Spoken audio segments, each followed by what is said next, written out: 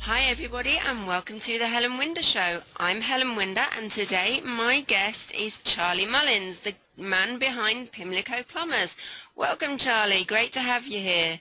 Morning Ellen, and thanks very much for having me on your show. It's a great honour, thank you. You're welcome. Well, tell us a little about yourself. How did you get into becoming Pimlico Plumbers? I read somewhere about around the age of 9 you wanted to become a plumber, is that right? That's right, yeah. I mean, there was a local plumber in my area in North London, and I used to bunk off school to help the guy, and he said to me then, you know, if you become a plumber or an apprentice, you'll have a job for life and earn loads of money. And he's right. I'm still working. Fantastic.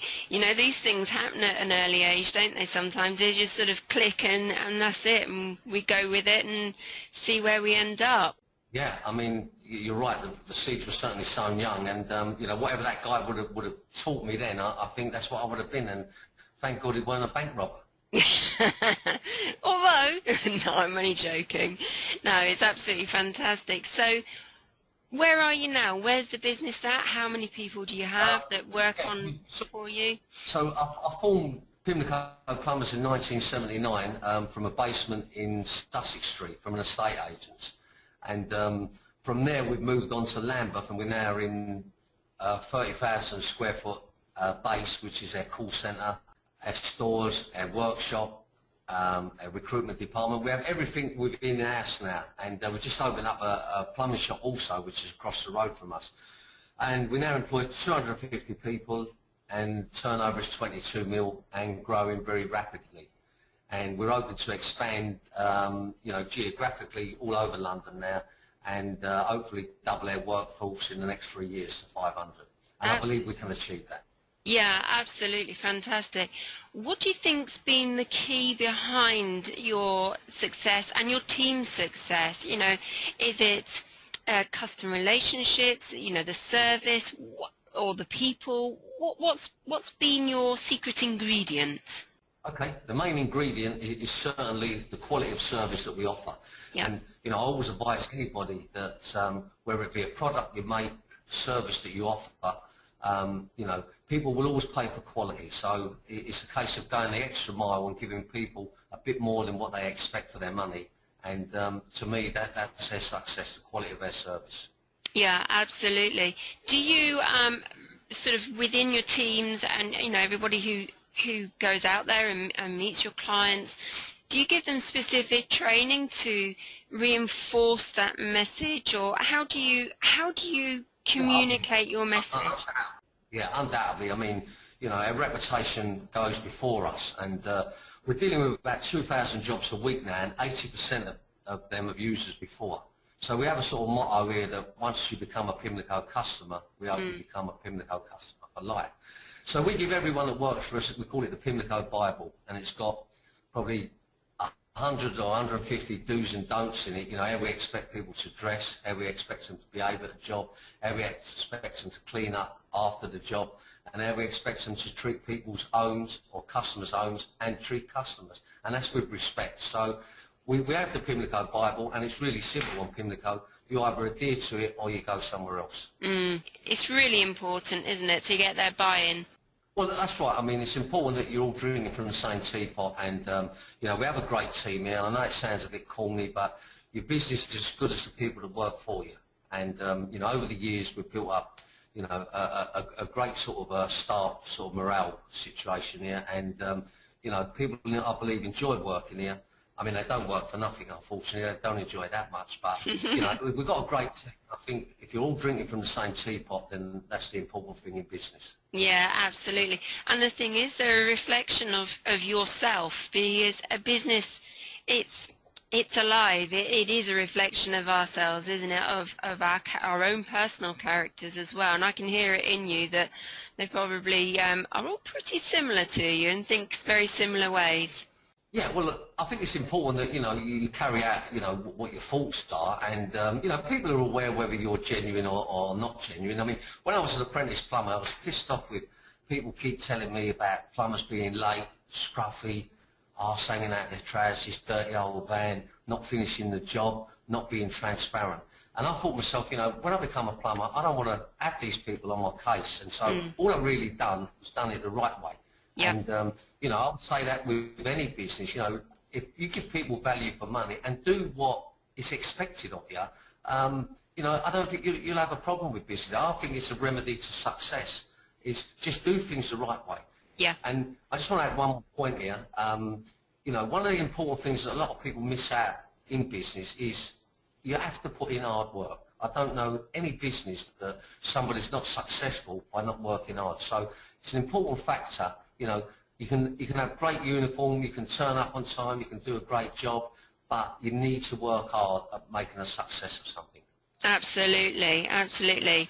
So you've got this huge success, and I think it's absolutely fantastic. But there must have been some little moments where the road went a wee bit wonky. Do you want to share any of those moments and how you came through? Yeah, of course. Back in the early 90s, in the last recession, Pimlico nearly went bust. We went to see 2 liquidators.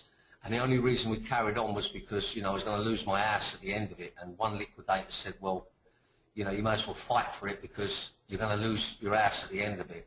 Yeah. Unfortunately, I changed everything. We never had it right. I don't think I was being serious enough. I don't think I was offering, what we now offer enough.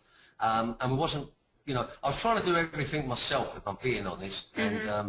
And, from then on, I realised I can't do it myself. I'm going to go bust. I need to change. So we got rid of everybody on the company and started again pretty much. And, what you put out of it is what you get into it. And from that moment, I didn't want to lose my house, obviously. And, we fought for it. We changed their system.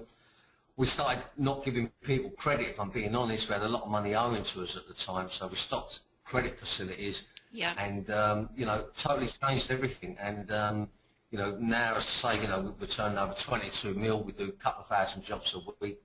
We're the most recognised plumbing company in the world.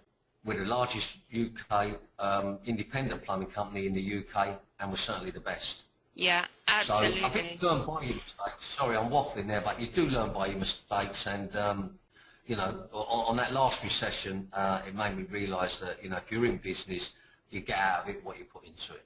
Absolutely. Yeah, I've been there. I built a business up that was worth not quite as much as yourself, but just over $1 million, and I lost a lot, including my home, cars, everything. But the main thing is that you keep hold of where it is you want to go, and be at the end of it. And yeah, the road's going to be bumpy. Yeah, you're going to meet the odd people that aren't necessarily right for you at the moment in time, but you start again. Just move forward, keep moving forward. That's the main thing, isn't it? Right, Helen. If I could just add one more point there. Yep.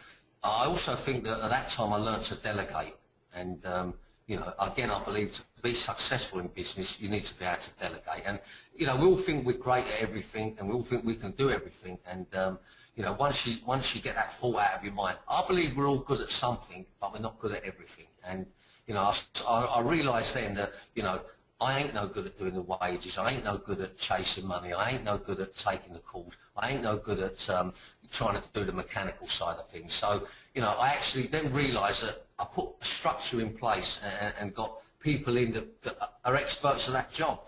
And it's amazing, all of a sudden you realise that, well, of course someone who's professional at accounts are better at doing wages than yourself. And once I learned that and got my head around that, I'm not going to say it was easy, but it certainly it gave me an option to get where we are today, I suppose, really. The word delegate was a word, I couldn't even spell it, let alone use the word. And but now, I know how to delegate. I'm very confident with the people I've got around me. I can let them get on with what they're doing, and this is where we are today. So yeah. The word delegate is very important. Absolutely, gosh, yeah, because then you can focus. If you've got everything in your head, the head can only process so much at a time. Unless you're female, you can multitask slightly, but not all the time. Well, as I say, I think you're good at something, and yeah. I think I'm good at delegating now, and we have a result of the company we've got today. But brilliant. I used to square pegs in round holes and things like that. I don't do that no more. You know, if I want someone to work in accounts, I make sure that, you know, they're the right person for accounts. And I think that's where a lot of people go wrong. We try and, you know, please people by moving them around in different jobs.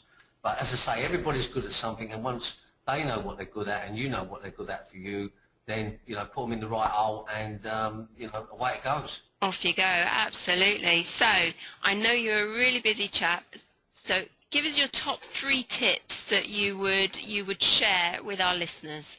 Okay, I thought I just did, but I'm going to do them again. Recap very quickly. Okay, the first one is definitely hard work. Second one is delegate, and the third one is quality of service or product.